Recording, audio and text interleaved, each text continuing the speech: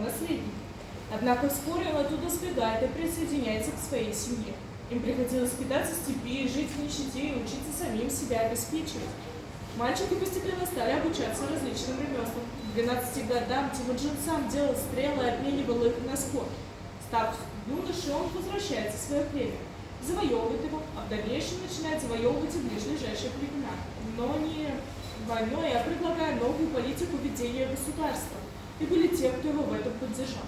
Женится на своей возлюбленной Гортес, кем в детстве еще был помолвлен, и уже с поддержкой друга семьи Ванхана завоевывает крупные территории и города. В 1206 году на всеобщем Курултае его провозглашают главным ханом, то есть Чингисхан. Предлагаю пройти к карте.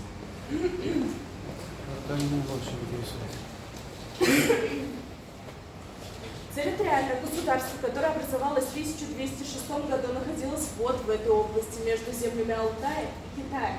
Постепенно захватывая земли Китая и двигаясь к западу, территория Монгольской империи стала расширяться, после чего была поделена на улусы между сыновьями Чингисхана. Старшему сыну Джучи достается улус Джучи. Это и будет территория Золотой Орды. Второму сыну Чагатая – Чагатайский улус, и третьему Худею – улус Худея. Территория почти современной Монголии. Также был четвертый сын – Тулуй. Ему достается родовой улус.